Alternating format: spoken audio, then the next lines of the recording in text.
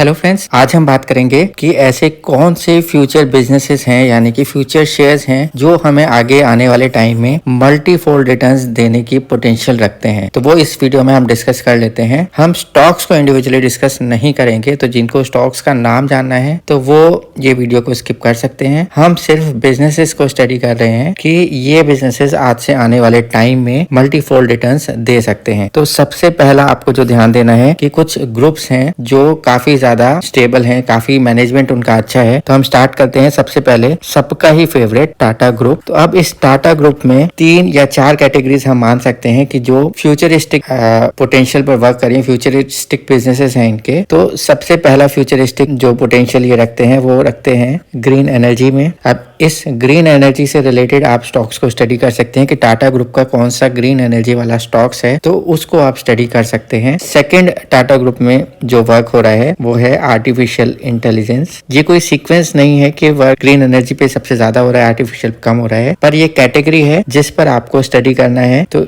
इस कैटेगरी के अकॉर्डिंग आपको जिसमें भी इंटरेस्ट है उसके स्टॉक्स को आप स्टडी कर सकते हैं इस पर्टिकुलर ग्रुप को लेके। थर्ड जो कैटेगरी आती है टाटा ग्रुप की कंपनीज में वो आती है इलेक्ट्रिक व्हीकल। ये इलेक्ट्रिक व्हीकल आपकी फर्स्ट कैटेगरी भी हो सकती है कि आप इलेक्ट्रिक व्हीकल्स के स्टॉक टाटा ग्रुप से कंपनी से रिलेटेड स्टडी करें कि ऐसी कौन सी कंपनी है टाटा ग्रुप की जो इलेक्ट्रिक व्हीकल्स में वर्क कर रही है। आप कमेंट सेक्शन में भी बता सकते हैं ग्रीन एनर्जी से रिलेटेड कौन सी कंपनी है या आर्टिफिशियल इंटेलिजेंस से रिलेटेड कौन सी कंपनी है जो वर्क कर रही है। तो ऐसे बिजनेसेस को आप स्टडी करना है और इसका ग्रुप स्ट्रॉन्ग है तो इसमें आप स्टडी कर सकते हैं कि ये बिजनेसेस आगे आने वाले टाइम में ग्रो कर सकते हैं और आपको एक अच्छा प्रेडिक्टेड मल्टीफोल्ड रिटर्न्स पॉसिबली दे सकते हैं। इसके साथ साथ टाटा ग्रुप की एक कंपनी है जो फ्यूचरिस्टिक फूड्स पर भी काम कर रही है, फ्यूचर फूड्स को हम बोल सकते हैं। तो ये चीज आप स्टडी कर सकते हैं टाटा ग्रुप की कंपनी में बिजनेसेस को लेके। अब सेकेंड ग्रुप हम स्टडी कर लेते हैं, वो है L&T ग्रुप यानी लार्सन एंड टोब्रो। तो इसमें कौन से बिजनेसेस हैं? इसमें भी बिजनेसेस हैं जो आप कह सकते हैं कि आर्टिफिशियल इंटेलिजेंस यानी कि AI पर वर्क कर रहे हैं। तो इसकी ग्रुप की कंपनी आपको स्टडी करनी होगी कि कौन सी ऐसी कंपनी है जो लार्सन एंड ट्यूब्रो ग्रुप को बिलोंग करती है और वो कंपनी फ्यूचरिस्टिक होनी चाहिए, यानी वो उस कंपनी के फंडामेंटल स्ट्रांग होने चाहिए, उस कंपनी के रिजल्ट्स अच्छे आने चाहिए। तो ऐसी कंपनी कौन सी है वो आपको स्टडी करनी है और डेफिनेटली आपको मिल जाएगी। तो आप उसको स्टडी करके उसको देख सकते हैं और स्टडी इन्वेस्टमेंट के लिए प्लान कर सकते हैं। अब इसी L&T ग्रुप में एक और कंपनी है जो हम कह सकते हैं कि रियल एस्टेट यानी कि कंस्ट्रक्शन और इन सब में काफी ज्यादा इन्वॉल्व है। तो इसका भी फ्यूचर पोटेंशियल काफी ज्यादा अच्छा है। तो हम कह सकते हैं कि रियलिटी सेक्टर, तो इस पर भी आप देख सकते हैं कि ऐसी कौन सी L&T ग्रुप की कंपनी है कंस्ट्रक्शन रिलेटेड वर्क करती है, उसको भी आप स्टडी कर सकते हैं। अब हम स्टडी कर लेते हैं थर्ड ग्रुप या थर्ड कैटेगरी। थर्ड कैटेगरी में आपको ध्यान देना है अच्छी NBFCs पर हम प्लान कर सकते हैं यानी कि नॉन बैंकिंग फाइनेंशियल इंस्टीट्यूशंस। अब इनका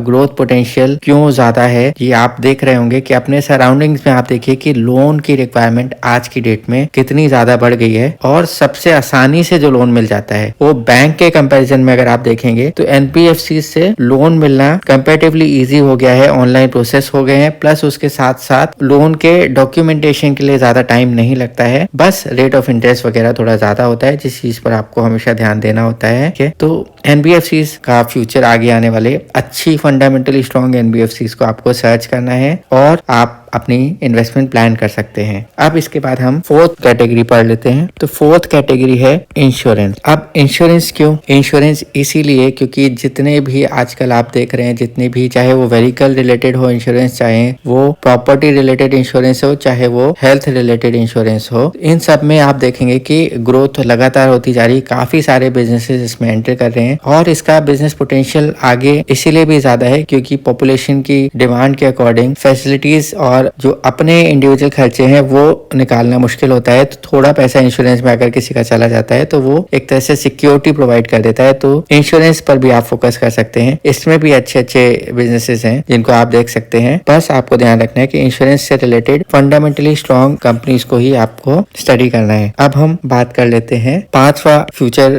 पोटेंशियल वाले बिजनेसेस, वो है म्यूचुअल फंड्स। अब आप देख रहे होंगे कि काफी ज्यादा लोगों ने इन्वेस्टमेंट अपने सराउंडिंग्स में ही आप देखेंगे कि काफी ज्यादा लोगों ने इन्वेस्टमेंट शुरू की है। तो जैसे जैसे लोग अपनी इन्वेस्टमेंट शुरू कर रहे हैं, काफी लोगों का ये होता है कि उनको इतना टाइम नहीं दे पाते हैं वो अपनी इन्वेस्टमेंट पे। तो उसके अकॉर्डिंग क्या होता है कि वो म्यूचुअल फंड्स एक ऐसी कैटेगरी है जहाँ पे आप अपना पैसा सिस्टमेटिकली इन्वेस्ट कर सकते हैं और आपके बिहाफ पर एक म्यूचुअल फंड एक्सपर्ट जो होते हैं वो कुछ माइनर फीस लेकर आपके इन्वेस्टमेंट को हैंडल करते हैं। तो ये होता है, इस तरीके से आप अपनी इन्वेस्टमेंट को ग्रो कर सकते हैं जो आपके आने वाले टाइम में काम आ सकती है। तो ये है म्यूचुअल फंड्स का। और छठा जिस पर आप फोकस कर सकते हैं वो है गेमिंग सेक्टर या गेमिंग बिजनेसेस। ये भी थोड़ा रिस्की सेक्टर है। इसको हम कहेंगे कि it is highly risky for investment, इसलिए हमने इसको थोड़ा बाद में रखा है। पर इसका फ्यूचर पोटेंशियल काफी ज्यादा अच्छा है क्योंकि इसमें काफी ज्यादा डेवलपमेंट हो रही है और इसको लेके काफी ज्यादा आगे आने वाले टाइम में काफी ज्यादा पॉपुलेशन की इन्वॉल्वमेंट इसमें रहेगी। तो ये काफी अच्छा बिजनेस ग्रो कर सकता है। अब हम एक लास्ट में एक सातवां बिजनेस डिस्कस कर लेते हैं। जो सातवां बिजनेस है वो है, इसको हम थोड़ा लास्ट में ही रखेंगे क्योंकि ये मोस्टली रेगुलेटेड बाय गवर्नमेंट होता है, डिफेंस सेक्टर, और इसके साथ साथ होता है रेलवे सेक्टर, जिसपे आप देख रहे होंगे कि काफी ज्यादा वर्क तो हो रहा है पर इसका ग्रोथ पोटेंशियल भी काफी ज्यादा अच्छा है। पर इसमें काफी ज्यादा इन्वॉल्वमेंट गवर्नमेंट का रहता है, तो इसमें काफी ज्यादा रूल्स एंड रेगुलेशंस फॉलो हो जाते हैं, तो जिसकी वजह से इसका ग्रोथ अभी हो सकता है ज्यादा हो लेकिन आगे आने वाले टाइम में हो सकता है स्लो भी हो जाए। तो इसको आप थोड़ा सा ध्यान में रख सकते हैं। तो आप कैटेगरी वाइज चल सकते हैं कि सबसे पहले आप देख सकते हैं कि ग्रुप कौन सा अच्छा है। अगर आपको लगता है कि एक ग्रुप अच्छा है तो उसमें आप ग्रीन एनर्जी, आर्टिफिशियल इंटेलिजेंस,